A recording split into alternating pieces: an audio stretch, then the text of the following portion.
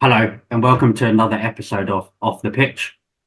I'm Killen, your host and referee, and today I'm joined by, and I'll go by most goals scored in a Premier League season in top 10. Second, Chelsea with 103 goals in the 2009-2010 season. George. Don Carlo. In seventh, with 99 goals in the 99-2000 season, Man United. Cully. Didn't make it in the top 10. It's not over, is it? So this Arsenal, yeah. Again in 3 weeks. But, Top 10 out. but 80, Where are they currently? 87 goals in the 2004-2005 season. Pierce. However, What are you on currently? Yep, they're on 85 goals at the moment. So you could top it. So even if you don't Hopefully. win the league, you'd have scored the most goals in any season. Hopefully, as long as you great. Hopefully that's it. And in Liverpool, that gives you the right to argue the title. Oh, how can we score so many goals and not get a trophy? We finished second. We want Well, I think Cully's in for an early booking here, isn't he? Potentially. Ah. He's on a It's warning there. gesticulating. I'm gesticulating. Right, probably hot topic. 2 London derbies. Arsenal, Chelsea. Great result for Arsenal. And 2 London derbies, 6 points. yeah, and Tottenham, Arsenal, very close game. Pierce, Yeah, there you go. well, a lot closer than it needed to be, wasn't it? It A did. bit of a game. But do you know what? I haven't larged it to my Spurs mates. A couple of Kai Havertz pictures and stuff in group chats, but I don't think we played that well, to be honest. But we just were clinical on the break, good on set pieces. It was a weird game. It was 3-0 up at half time, but actually Spurs had more of the ball.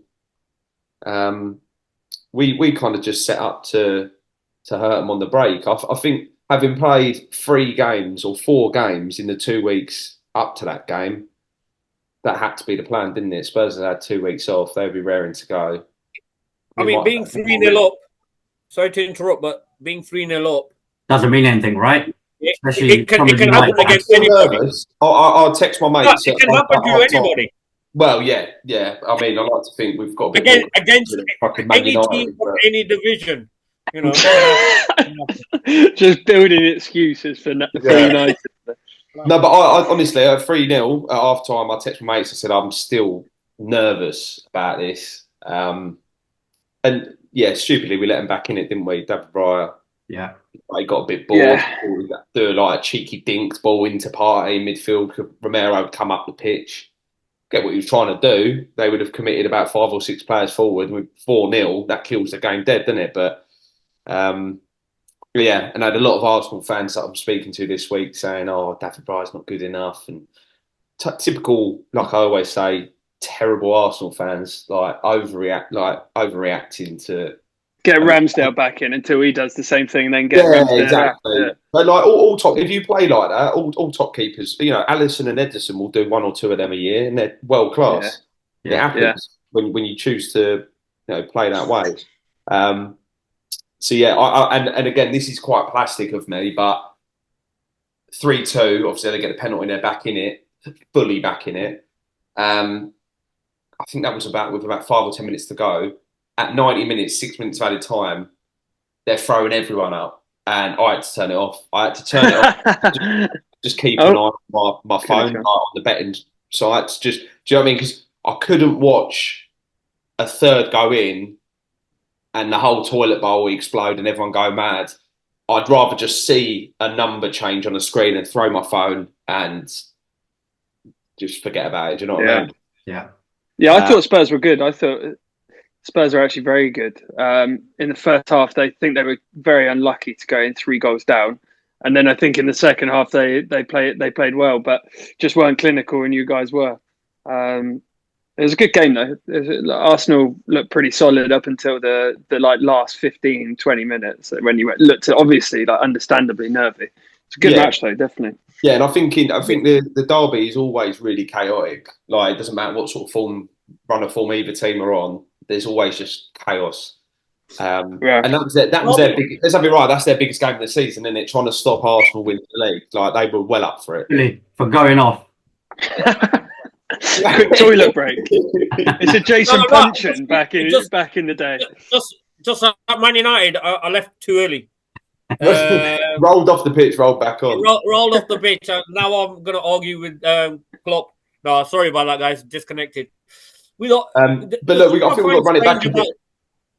Sorry, the thing I find strange about the derbies, right, is all these foreign players come in and they get sucked into the carnage, right? Like, this is all derbies. It's amazing that you think that they won't be as involved as what it means to the fans and stuff.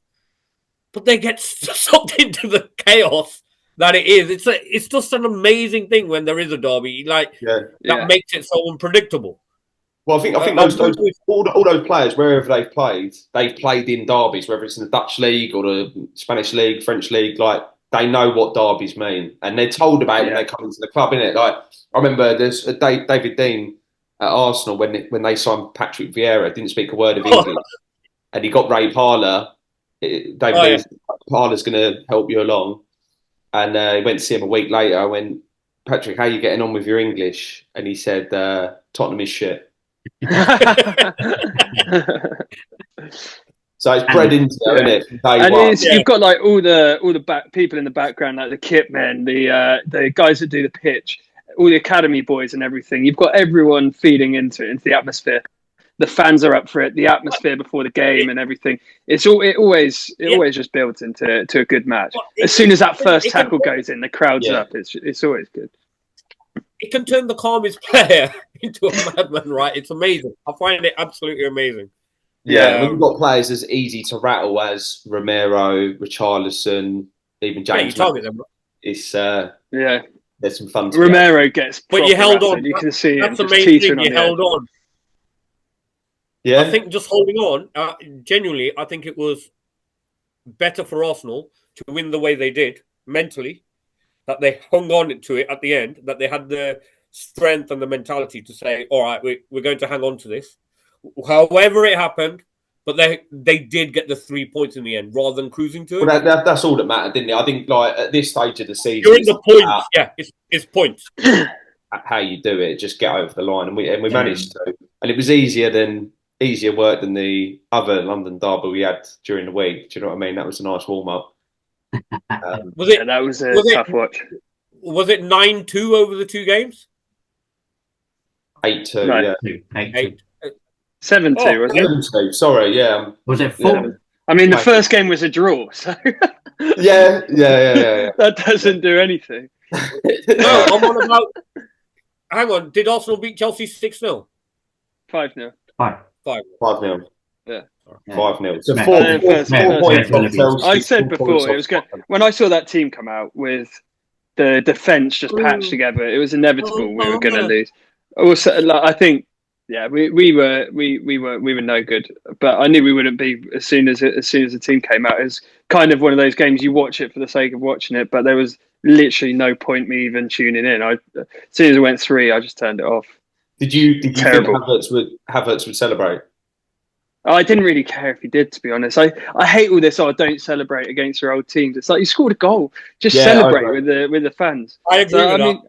I'll never hate Havertz because he ultimately scored like a goal that won us a Champions League. Yeah. Am I sad that I was never sad that he left because I still don't think he's a good enough player to lead a line in the Premier League, and he's not good enough in midfield to play. He's doing a good job for Arsenal now, but it's for a team that creates a load of chances. So obviously he's going to score more goals than he was at Chelsea. But ultimately, if you had like a Haaland in your team instead of a Kai Havertz up top, you would probably be maybe 5 to 10 points clear at the top of the league. But you don't have that player. And Pete, it will happen at some point. Arsenal fans will over time realise, I think at least, Havertz isn't the guy who's going to be leading the line if we want to win trophies. He's doing well now.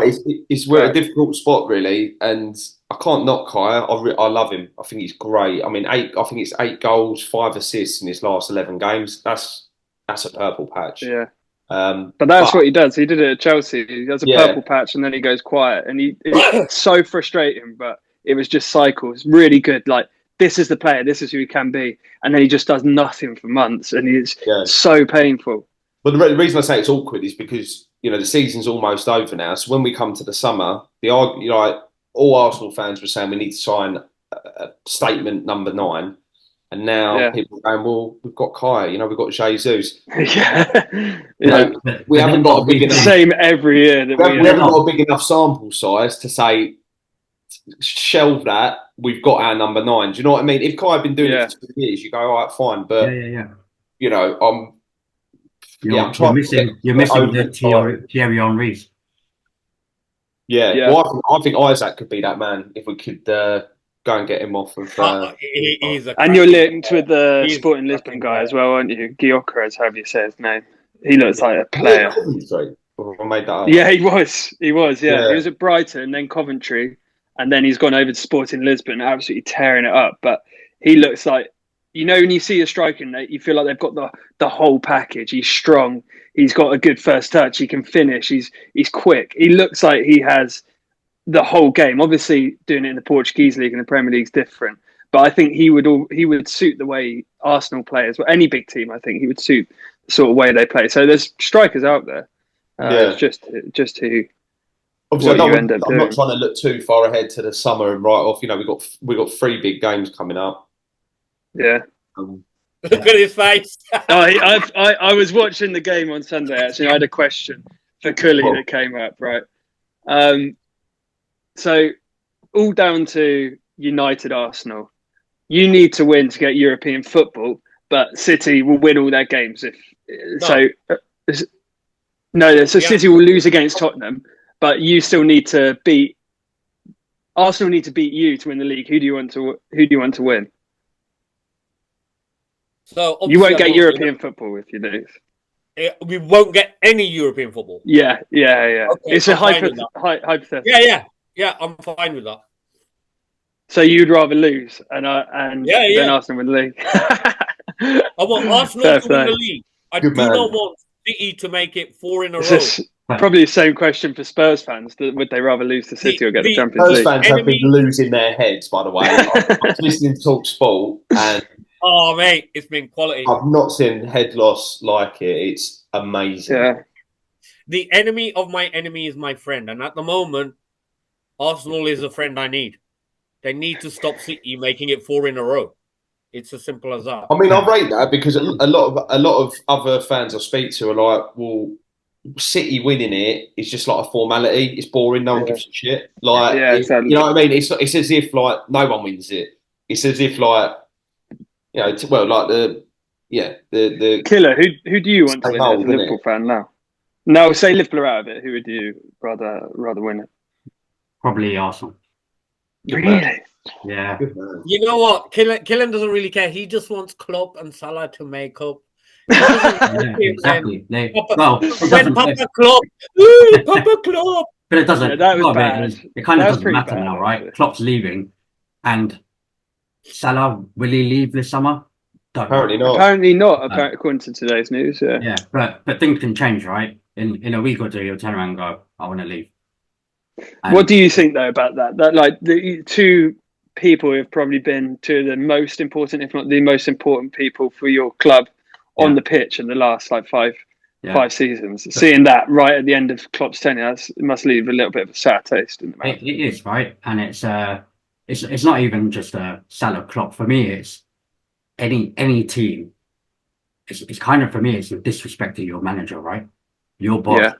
Yeah. And if it was in a work environment, you'd probably get fired. But do you know what? Or disciplinary action or some sort. What I'd say is like, I think in elite sports, high pressure situations, it happens a lot more than you realise. I mean, you've seen it with Kevin De Bruyne shouting at Pep, telling him to shut up during a game. Yeah, there's probably Barneys like that in training every day. And it is just part of like the stakes are fucking high. Yeah. And there's a lot of pressure. It's really intense. And I know what it's like, man. It's just not a good look when it's all. It feels like it's falling apart for them. It's just not a good. Yeah. It's something else on top. I don't think you should read too much into it either. It's just one of those people always do, don't they? Look, the way Piers described it is spot on. I've got an ex-wife for a reason. It started like that. we were on the sidelines, and I had a spat. It just got too much. So Killen, there's going to be a grand divorce of Klopp and Salah. So Liverpool's right the one here, who's going to be paying the maintenance and the alimony. Cully and his ex-wife is a very similar situation to Salah and Klopp, is what you're saying, essentially. Yeah. Basically, she was the boss and I had a nice beard. And a bad hairline. All right. Calm down. George, that's for you. Yeah, thank you. You know, discrimination against the follically challenged. That's what that was. Right. Talking of Liverpool, are they out of the title race now? Is it a two-horse race? Is it Arsenal, Man City? They're not going to drop 2 games. There's not enough games left, yeah. If it wasn't already before the West Ham game, it definitely is now, isn't it? Yeah. Well, they're 5 behind Arsenal. Yeah. Alex. Yeah, like you're not going to drop 5 points. City are not going to slip up twice in their last 4 games. True. I've kind of I don't know if you boys watched the Forest game. I was in the pub watching that, and Chris Wood must be on the books. You've seen all the Arsenal fans have digged out the tweets, like gassing up City on Twitter. Something 11 years ago or something like. 2012 or something like that. Yeah, the internet just doesn't miss there. It's just fucking you can't get away with anything. But in terms of running, Arsenal have got Bournemouth at home. Tough game, and I know that sounds silly, but since November, I think they're 5th in terms of points. I heard that today. They're 5th. Yeah, they're 5th on the table. And then you've got Man United away, and if Man United are anything like Cully, it's a walk in the park. Well, you know what? They'll be open. I think the consensus. I think the consensus is split though. Half my United mates. You're going to be arrested. Allegations like that. I'll be on a Netflix documentary. No, you don't know what United's gonna. This is a problem. Like you can think whatever you want. I know United are horrible to watch at the moment. They're boring. They've got no set pattern. You put all that together, you don't know what United's gonna turn up on the day. They always turn up against us at Old Trafford. We never get a result at Old Trafford. Yeah, but except for when you won the title. But yeah, but the Spurs game was the big one. The Spurs game was the one I was most worried about. And because United will give you chances, right? United will give you chances. I know Spurs gave you chances. United will give you chances. Burnley on the weekend had 53% of the ball. I don't really buy into these stats and all that, but Burnley, I think how? You can't be outplayed by Burnley, can you? In your own backyard. It's a bit embarrassing. You say that, but apparently you can. We can do that. We can be outplayed by Burnley. And we demonstrated. We did the same a couple of weeks prior. And final game will be Everton at home. And I always say to win the league and to win it at home, it's great. Everton, I think they're safe now, so they've got nothing to pay. Yeah, that's big. Everton being safe. We usually give them a hiding. Like, we've played them last game of the season at home a couple of times since I've had a season ticket over the last 9 years, and I can remember a couple of pastings. Who City got last game of the season? West Ham at home. West Ham. So they'll be playing for something as well. So City have got Wolves at home. Wolves, Fulham away. 3 days later, they've got Spurs away, and then West Ham last game of the season. And they've got the cup final to contend with as well. But that's the week after, right? Is it a week off? So they get a week's rest? I think so, yeah. Shocking. It's big. It's almost must be nice in a way as an Arsenal fan, knowing that like the pressure's not so much on you. It's the ball's all in City's court. If they have to win their games.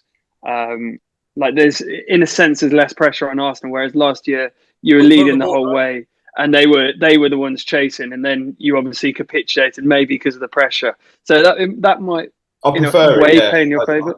I think it suited us more. Kind of, we didn't really lead the pack, did we? We were kind of just behind. Yeah. And then obviously City's fixture list, they stayed in cups and competitions longer, so they've had the FA Cup, So we've had points. You'd rather have points on the ball. Do you know what I mean? But Yeah. City just look like it's horrible. I feel bad for Liverpool fans now going through this because it is just painful. Like watching City every week, hoping they're going to drop points, and they're just relentless. And it is just like we've almost been perfect for this year. So where are we? Like end of April, we've dropped points in 2 games, one of which was at the Etihad this year, and we may not win the league. We've conceded the least goals, scored the most goals, and we still probably won't win the league. Like it's quite painful. But that's what it used to be like with Mourinho's Chelsea. Like they'd score in the first 5 minutes, it's game over. Like it was horrible. It was absolutely horrible when Mourinho, those first couple of years, it was, they'd take the lead. He'd sub half his decent players off at half time because he knows he's won it. Also, I think once he took Drogba off and he didn't even put a player on. Right? He did, yeah. I think he did, didn't he? Mourinho when he was the special one. So we've all had it, and City, they're relentless, but it's the hope that kills you, right? Yeah, that's what it is. It's the hope that kills you. Like you watch their games so intently, and you scrutinize every. You've never watched their games so closely. Yeah, I'm quite jaded though. Like I was saying to some of my Arsenal mates, if we beat Chelsea, I'll start to believe. And then they were like, "What do you reckon?" I said, "If we beat Spurs, I'll start to believe." Do you know what it is? Those 2 games, and look, if City went and beat Brighton away, they didn't put up much of a fight. They played into their hands. Forest away, you expect they did the same for you as well. They in fairness, Brighton. Yeah, they did. But Forest away, quite a difficult game, but you expect them to go and win it. Forest had a lot of chances, and I think if City play like that for the remaining 4, they will drop points, but I don't think they will. But do you think if you play like you did against Tottenham, for example, you're guaranteed to win your games as well? Because I think against Tottenham, I think they probably would have had higher XG, more shots on target. So I think it was we went there with a game plan and we executed it. And I don't, we played a lot of football, consecutive games in space of 2 weeks. We've got a week's break now. We play Bournemouth at home. Like I say, I think last 3 games just be pragmatic. It doesn't matter. I don't care how we play and how we go over the line, but none of our games are gimmies. They're all going to be tough. United will be horrible. Where will Man City drop the points? I'm hoping if they've won those. That's what I was getting to. If they've won those 2 away games, if they then go and beat Fulham away and Spurs away, you've got to tip your hat to them and go, all right, fine. Do you know what? What can you do against that? Yeah. But Fulham away, difficult. Spurs away, City got a poor record there, so I just got to fucking pray. But praying for Spurs to do you a favour. No, but it's similar, and I guess what George is saying, similar to the Man U thing. Will Spurs want to beat City, knowing that if they do, the title's more with Arsenal than City? Proper fans will want to win that. Twitter virgins might be like, throw the game, but I don't know. I don't know if they would. You want to back your team. What are they going to do? Hang on, are you calling me a Twitter virgin? But Piers, if you think like you go to the game, so imagine Spurs coming up to Arsenal, having won the league the season before, like how horrible they would be, and all the chants and everything. It'd be unbearable. Yeah. I think if it was me, and like I go to the games like pretty much all the time, if it was Arsenal or Tottenham and we had to lose to the whoever they're going up against, be it City, Liverpool, whoever, I think I would maybe rather lose as well. Like I definitely wouldn't care if we lost. That's for sure. Yeah. But I think that's what you want. You're not celebrate if you score. You know what I mean? And like it's. I don't know. You're happy if you win, but you're not unhappy if you lose. I think that's how that's how I'd put it. Yeah, exactly. Winning it 4 times. It's a win-win. Yeah, I know they're the 115 charges winners, and they've changed the market on all this stuff and everything. But still, like even if they've got an asterisk next to them, I just don't want them winning. Out of all the teams with all the charges and everything they've done, they shouldn't be the ones doing it 4 in a row. That's just me, completely biased saying it. You know, I think the Spurs fans might think that way, and I get it because I'm quite petty at the best of times. So I'm calling them Twitter virgins. I would be one of those Twitter virgins. But I think the point is that the players, the manager, the coaching staff, they won't be going out to fucking throw any games. They'll want to win that. So we've just got no, of course they're bang up for it. Their next couple of fixtures, they've got Chelsea in the week, then Liverpool, Aston Villa. I think have got Liverpool as well. So it could be a deciding game for Spurs' hope of Champions League football. I think Villa have got that. I think Villa have got it. Just a question. So Villa have got Liverpool and City. Villa have got Liverpool and Spurs, or how does that work? No. What I'm trying to get to, Liverpool have got. What I'm trying to get to is, let's say United beat Arsenal, City lose to Spurs, Liverpool win their games up to that point. I don't know who they're playing. And there, the cogs are turning here. Mate, United can't win the league. Whatever happens, there's no maths you can do. Swipe right. No, I'm just thinking if those two lose those games, and then Liverpool win theirs in that space of time, they're then one game, right? Or are they 2 games behind? They need us to both lose 2 games, I think. Okay, yeah. And there's just not enough games. There's only 3-4 games left. Yeah. I'm just trying to give you hope. So it could go to the last day. I think you got Wolves. Yeah, but even if it goes to the last day with Arsenal, Man City, still be great, right? Yeah, I mean, you've had it like years, but in the previous days. Yeah, it was. If it goes to the last day, I think it's a good finish. If it ends up last day, I always thought if it goes to the last 3 games, we've had a decent season. Yeah, if it goes to the last day, that's brilliant. Yeah. I think there'll be some more twists to come. I don't think, you know what I mean? I think there'll be twists on the day. The Premier League's never straightforward, is it? Like you look at that year, not last year, year before, where Liverpool, were you away at Bournemouth? I think it was a fixture like that, and you went behind, and then City went behind at home. I think they were maybe playing West Ham, and then Liverpool went ahead. So they were top of the league, and then City came back from 2-1 down to win 3-2 with like that goal in like the last few minutes. It was I think it was fantastic. Company goal, wasn't it? No, it was. Wasn't it? That Weldy, that Weldy, wasn't it? That. No, that was a few games earlier. Okay. Yeah. It was Gundogan, I think, right at the end. I'm pretty sure. But even before, quite a few seasons ago, that Aguero goal that won them the league. Yeah. Clearly enjoyed that. All the United players celebrating on the pitch. Aguero rattles it in. That's fantastic. I don't think I could handle that. If that happens to us, I really don't. I think that'd be me done. Fergie chewing a wasp. Yeah. You know what? Bollocks, I'm not saying anything. Now, one final question. One final question. Assuming Arsenal don't win the league, right? They finished second. Been a great season. Pushed Man City all the way. Man U don't get Europe. Win the FA Cup. Who's had a good season? United, yeah. Trophies. Still rather be Arsenal, yeah. But I think United would still have a better season. I'd rather be Arsenal going forwards, but United have had the better year if that happens. No. Yeah, well, I bet you better hope we don't win the league, because if we do, City are not finishing the season empty-handed, and they will pump it. You know what I mean?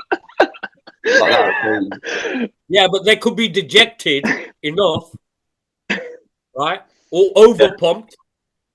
You know, I went to Wembley. I went to Wembley last year for it. If they lose against you guys, they might accidentally slip into Viagra's. It's gonna be a nasty mess. I think either way, United are getting pumped. To be honest, yeah. Especially if they take Viagra's. On that note, let's have a go. City winning all the games, and Full time. Thank you very much, guys. Cheers, guys.